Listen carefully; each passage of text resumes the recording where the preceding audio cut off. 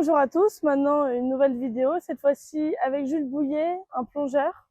Bonjour Enchanté. Jules. Est-ce que dans un premier temps tu peux te présenter en quelques mots? Jules Bouillet, 23 ans. Je suis né à Annecy, mais j'ai grandi à Lyon, notamment pour l'école, le plongeon. Les vacances et les week-ends, c'était à Annecy. J'ai rejoint l'INSEP dans le cadre de mon sport, qui est le plongeon, du coup, en septembre 2020. Et aujourd'hui, je fais partie de l'équipe de France de plongeon. Ok. Est-ce que tu peux nous raconter comment tu as découvert le plongeon?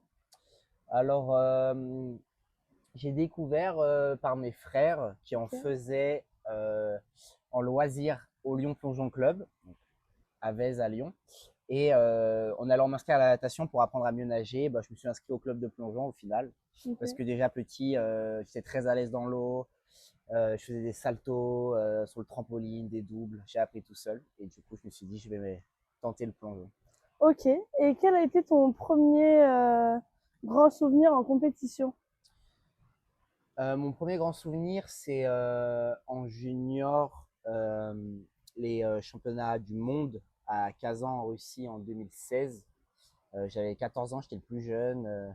C'était pas évident, mais ça a un peu marqué le début de ma carrière en équipe de France. Donc ouais, c'était un bon moment. Quel est selon toi le moment le plus marquant de ta carrière jusqu'à présent? Ouais, alors là, c'est un peu plus compliqué. Il y en a eu plusieurs qui ont été très importants, mais je pense que le plus marquant pour moi, j'y repense encore, c'était vraiment ces JO. Et je pense plutôt la qualif en individuel. Donc c'était l'année des Jeux.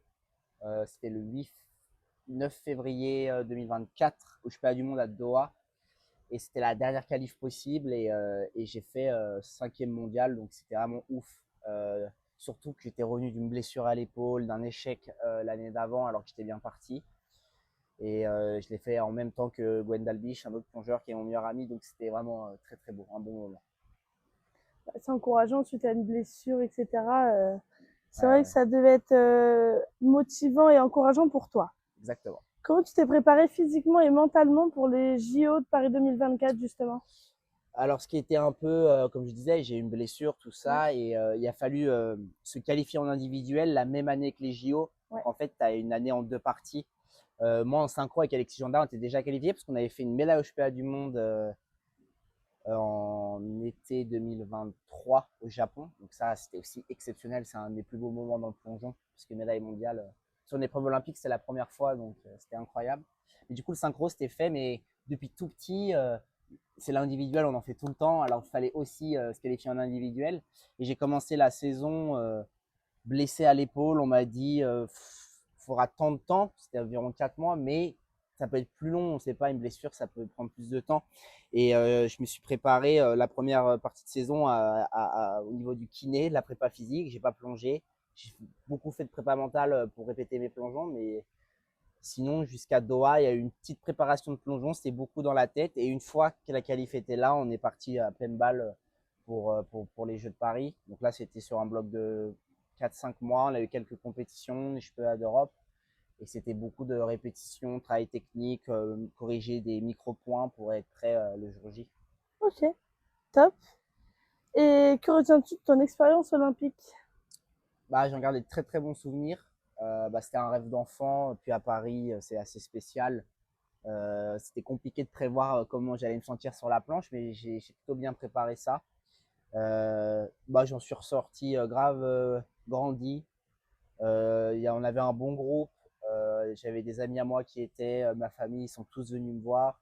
Mon meilleur ami qui était revenu des US pour venir me voir. Enfin, c'était vraiment grandiose ces moments. D'avoir pu faire l'indiv et le synchro, c'était incroyable. Surtout que j'ai atteint la finale en individuel, donc j'ai fait 4 concours en tout. J'ai profité au max que je pouvais. Donc c'était vraiment bien. Et suite à ça, parce qu'au jeu, il y avait quand même du monde, beaucoup de public, et je pense pas que vous ayez, enfin, je pense pas que tu aies l'habitude Non. d'en voir autant. Comment tu as pu gérer cette pression-là, Hmm, si tu en avais ouais, bah, j'ai essayé de me faire plein de scénarios avant. On en avait beaucoup discuté avec ma préparatrice mentale, donc Cécilia Delage, je ne l'avais pas introduite. Et nous, on a un sport où on ne s'est pas très connu en France, du moins. Il y a des pays clés, le Mexique, où c'est très populaire, le Canada, et sinon la Chine, où ils sont sport national avec le ping-pong. Et on passe de quelques Français par-ci par-là de notre famille qui nous rejoint à l'autre bout du monde pour nous encourager, ou des fois d'autres plongeurs qui nous encouragent à 7000 pour toi dans les gradins remplis dans une piscine à la maison avec tout le monde, parce qu'il y avait, outre la famille, les supporters, tout le staff qui s'occupait des championnats de France d'habitude qu'on voit que depuis que j'ai 6 ans, bah, il s'occupait de toute la table de cotation des JO, donc tu as tout le monde qui est là réuni. Et c'est vrai que la veille du synchro, donc c'était la première compète, c'était le 26 juillet, non, pas le 26, c'était le 2 août. Oui. Et ben, j'ai un peu craqué. Je me suis dit, mais comment je vais tenir? Il y a trop de gens. Au final, ça allait parce que je pense que je m'étais bien préparé dans ma tête à, bah, pendant le temps de la compète, on pense à rien d'autre qu'à mes plongeons, qu'à ce que je sais faire et ce qu'on a préparé. Donc, ça s'est bien passé. J'ai bien géré, mais c'est vrai que c'était des sources de stress énormes, mais surtout avant, avant de plonger ou même les mois avant, s'endormir le soir et tout, à 2 mois des Jeux, c'était compliqué parce qu'on pense à plein de scénarios, plein de trucs qui peuvent se passer. Donc, mais sinon, c'était hyper boostant. Le bruit qu'ils faisaient, même les étrangers, ils nous disaient, mais c'est incroyable, dès que tu passes, le bruit qu'ils font, genre, quand on passe après toi, c'est horrible et tout. Donc, c'était marrant, ouais, c'était sympa. On peut dire que ça t'a quand même donné une force pour réussir. Ça m'a donné de la force. Mais arrivé en finale de lundi, donc c'était ma dernière compète, l'objectif était rempli, c'était de rentrer dans cette finale et de se lâcher bah, au moment de cette finale, mais c'était peut-être un peu plus compliqué que prévu, j'ai un peu plus stressé que ce que je pensais, mais au moins ça m'a montré ce que c'était une finale olympique dans un contexte qui est vraiment différent, celui d'être à la maison. Et donc ça m'a vraiment bien préparé pour la suite, parce que derrière j'ai fait le championnat du monde où ça allait mieux, la gestion du stress, tout ça, mais c'était vraiment bien. Ouais. Top, en tout cas, bravo pour ces JO. Merci. Y a-t-il un plongeon, une figure que tu redoutes le plus qu'une autre?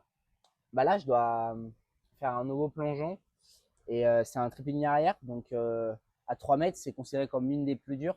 Okay.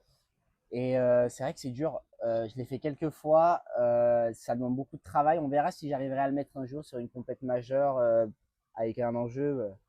Mais on essaie de travailler ça. Et c'est vrai qu'à l'entraînement, vu que c'est très très très physique et technique, bah ça fait un peu peur, ouais. Ok. Bah, j'espère qu'on verra cette fameuse figure dans une compétition internationale. Et à quoi ressemble du coup une journée type pour toi? Parce que tu es étudiant, il me semble. Ouais. Alors là, le contexte, il a un peu changé parce qu'on s'entraîne dans ce cadre ici à l'INSEP, donc j'habite ici. Ou alors, on va s'entraîner dans la nouvelle piscine à Saint-Denis. Donc là, dans ce cas-là, il faut se déplacer. Et dans un cadre type, quand on s'entraîne à l'INSEP, c'est que le matin, on a entraînement vers 9h30, 10h, jusqu'à midi, midi et demi.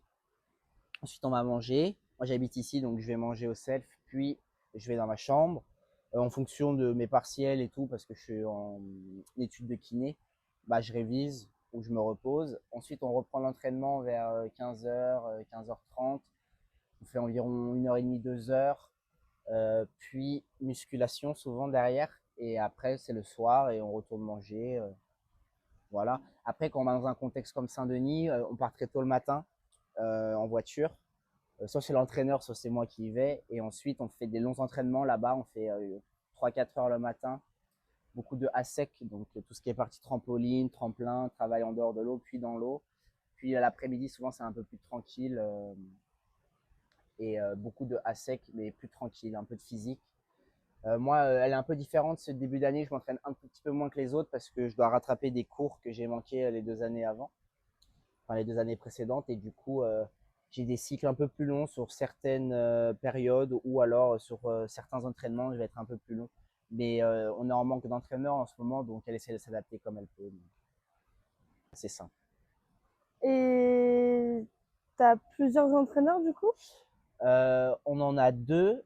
Il y en a une qui est pas là en ce moment, mais on a Clémence, donc notre entraîneur numéro 1, qui est là. Elle a cherché à recruter d'autres personnes, mais bon, ça c'est de l'interne, on s'en fout. Mais du coup, on en a deux pour la partie plongeon et à sec.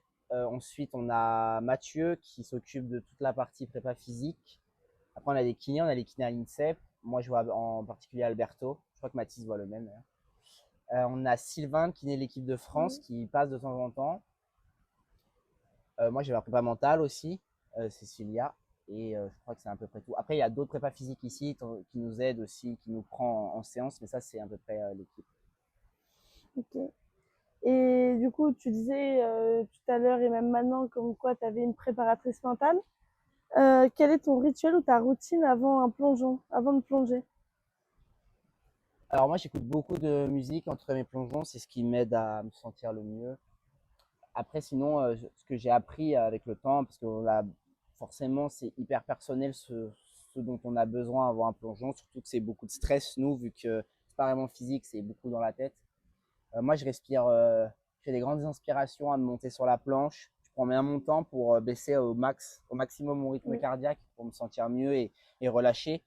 Parce que c'est dans le relâchement qu'on plonge le mieux. Parce que si on force et qu'on est crispé, nos mouvements ils sont pas précis et nets. Donc, vu que c'est un sport acrobatique, on a besoin de ça. Donc, je fais beaucoup de ça et j'essaye de bien me répéter mes plongeons dans ma tête et enlever les doutes, c'est-à-dire y penser de façon à ce que je vais y arriver. Donc les pensées positives aident Ouais. vachement à réussir derrière. Donc voilà. Beaucoup mieux aujourd'hui, mais quand je suis arrivé en senior, c'était compliqué. Ok. Et comment tu fais pour garder un équilibre entre ta vie personnelle et ta carrière? Euh, Moi, ça va en vrai parce que c'est vraiment une passion, le plongeon. Donc je vis un peu à travers ça pour l'instant. Donc j'essaie de trouver un temps pour tout, même si c'est souvent le plongeon qui va passer au-dessus. J'essaie de voir mes amis en dehors ou ma copine et passer du temps. C'est du donnant-donnant, donc il faut être présent à l'entraînement. D'un autre côté, il faut aussi savoir s'écouter quand il faut se reposer, quand on peut sortir, tout ça. On a un entraîneur qui est hyper à l'écoute, donc des fois quand ça va pas ou qu'on a besoin d'un peu plus de temps, on peut discuter avec elle, elle nous donne des périodes avec des jours en plus ou tout ça. Mais en vrai, vu qu'elle est très laxe là-dessus, ça se fait naturellement et en final, tout se passe bien, donc c'est cool. C'est chouette. Et quels sont tes objectifs, pardon, pour la suite? Alors là, on prépare Los Angeles 2028 Ouais, et potentiellement Brisbane 2032. Moi, j'aimerais bien faire 3 JO parce que ok. 2032, j'aurai 30 ans. Donc, je pense pas que j'arrêterai en 2032, mais 2036 sera trop loin, je pense. Parce qu'on est un sport où on s'arrête assez jeune. C'est très traumatisant pour le corps. Et surtout, ça demande beaucoup de souplesse, de finesse. Donc, à passer 30 ans, c'est compliqué. Après, on sait jamais hein, les blessures et tout, mais c'est en tout cas le projet que je me vise. Et donc, on prépare Los Angeles 2028. Il y a plein de sous-objectifs entre championnat du monde 2027 et championnat d'Europe à Paris cet été. Mais vraiment, c'est de faire une médaille à Los Angeles 2028 et être dans l'équipe de synchro. Donc, être dans l'équipe de synchro lors de la qualif, se qualifier et faire les JO en synchro. Beau projet et de beaux objectifs. Et qu'est-ce que tu envisages de t'impliquer dans d'autres domaines en dehors du plongeon? Oui, pourquoi pas. Moi, j'ai plein de passions. J'aime bien vivre à 2000, découvrir des trucs. Là, en ce moment, j'aime bien courir, faire la course à pied. J'ai fait quelques événements Ouais. avec des marques par-ci par-là. Peut-être en après-carrière, mais en double projet sportif, c'est trop compliqué. Je fais que du loisir ou du complément à ma préparation physique. Et sinon, j'aime bien les jeux vidéo et tout ça. J'avais pensé à faire des trucs, mais je vis au jour le jour en fonction des choses qui me tombent dessus, des opportunités ou tout ça. Je fais, mais Mais t'as c'est bien. vraiment 100% plongeon parce que si on veut vraiment, en tout cas, essayer d'exceller là-dedans, surtout que le chemin est encore long pour faire une médaille, bah, j'ai besoin d'être à 100% concentré là-dessus. Je comprends. Et est-ce que tu as un rêve que tu n'as pas encore réalisé, Médaille sportif ou olympique. personnel? Bah, médaille olympique, j'ai réalisé le plus grand, c'était d'y participer, faire une médaille sera encore plus beau. Et ça, c'est un peu les objectifs techniques que tu te fixes pour ta carrière, ils évoluent. Euh, mais il n'y a pas que la médaille olympique dans le plongeon, il y a plein d'autres médailles internes ou des petits objectifs sur certains plongeons à faire ou prendre des notes. Donc j'en ai plein différents. Mais de rêve, c'est vraiment être médaille olympique. Bien sûr, il y a champion olympique et tout. Mais déjà, les médailles, ce serait beau parce que autant dire que dans notre sport, il est surdominé par la Chine. Donc c'est assez compliqué de se dire, ah, je vais aller les battre tout de suite. Quoi. C'est un long processus. Ce qui est bien dans mon sport, par contre, c'est qu'il peut tout se passer. L'erreur est fatale. Donc sur une compète, il peut tout se passer, mais ils sont solides. Donc c'est à moi de m'entraîner et de l'être plus que le jour J. Mais ce serait déjà en rêve réalisable, entre guillemets, euh, D'avoir une là avec du médaille. travail, avoir une médaille. D'être médaillé olympique. Et pour finir, qu'est-ce que tu pourrais dire à un jeune qui veut se mettre au plongeon et qui après aimerait faire du haut niveau, prolonger la carrière dans le haut niveau? Moi, quand j'ai commencé, je me suis jamais dit que je ferais du haut niveau. Ok. Je pense que dans mon tempérament de base, c'est pas ce qui fonctionne le mieux. J'ai appris à gérer avec le temps, mais ça a été pour une seule raison qui est évidente, c'est que c'est la passion. Je fais un sport niche, pas trop connu, avec des moyens compliqués, même si ça va mieux ces derniers temps. Si j'étais pas passionné, ça servirait à rien d'être là parce que j'y gagne pas forcément énormément de choses. Je gagne ma vie depuis maintenant que 2 ans et c'était pas du tout gagné et c'est éphémère, on sait pas jusqu'à quand. Donc je profite, mais c'est parce que j'aime ça, je suis content de m'entraîner, on a un bon groupe, je suis épanoui quand je suis sur la planche. Donc moi, je dirais, faut pas se lancer dans le haut niveau pour faire du haut niveau ou avoir des avantages qu'on pense, popularité, argent, quoi que ce soit. C'est vraiment par passion parce que moi, je pense que c'est le truc qui dicte le mieux. C'est si tu es passionné, c'est ce qui va te permettre de te pousser encore plus dans les jours difficiles et potentiellement être meilleur, progresser et prendre du plaisir. Donc ça, c'est évident. C'est évident parce que il y a tellement de jours où on n'a pas trop envie, où c'est plus compliqué. Surtout que en plongeon, c'est un sport où c'est pas hyper physique, même si on va faire beaucoup de muscu et tout ça, c'est compliqué. Les entraînements peuvent être longs, mais surtout que ça fait peur.